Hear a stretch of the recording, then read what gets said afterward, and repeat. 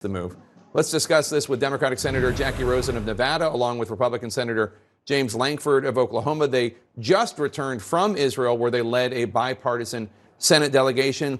Welcome to both of you. Senator Rosen, you reportedly told the Israeli government that you did not want to meet with any members of the controversial far-right parties within this ruling coalition during this visit. Why?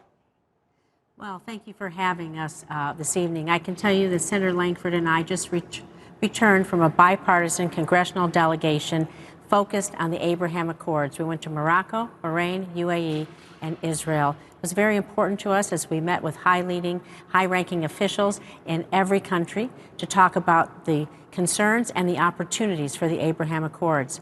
I can tell you that we spoke with all the high-level officials, Prime Minister Netanyahu and others in the Israeli government, as we were moving forward on the mission of this congressional delegation. We were quite firm in talking to Prime Minister Netanyahu about not doing anything that would change the status quo and that would impede the process of a negotiated two-state solution. Senator Lankford, analysts have called this the most right-wing government in Israel's history and questioned the government's commitment to democracy, given its attempts to undermine the Supreme Court in Israel. One of the ministers, Ben-Gvir, has previously been convicted of supporting terrorism and inciting anti-Arab racism. I'm sure you must have some concerns about these individuals. Yeah, these are all members of that have been elected as the Israeli people have spoken on this. So as Americans, we have been very strong to stand with Israel. We'll continue to be able to stand with Israel. That's an unbreakable bond that we have with Israel, and we've done that regardless of party. Obviously, they had a different prime minister and a different government 18 months ago, had a Benjamin Netanyahu then before that. So the United States still continues to be able to stand with Israel regardless on this. This is a friend that we have in the region. And as we went to that area, we were speaking to them about the Abraham Accords, which is the most significant Middle East policy that we've had in a shift and an opportunity for peace in that region that we've seen in a generation. So the whole reason we went as a bipartisan group and visited all the countries from the Abraham Accords was to reinforce, to work on how we can actually grow that partnership, how we can add new countries to that partnership, and what we can do for the existing partnerships, regardless of which government is there, to be able to continue to be able to grow that friendship among the region. It's incredibly important for American national security and for Middle East peace in the region. Yeah, without question, the Abraham Accords are one of the most significant achievements of the Trump administration. Senator Rosen, the Accords are, for people who don't know, normalization agreements between Israel and various Arab states. Why haven't we seen more on these agreements, more building on this from the Biden administration? Well, I can tell you that the accords are pretty new, just signed in the last administration. Of course, we're still coming out of COVID, so some travel's been a little bit difficult between the countries.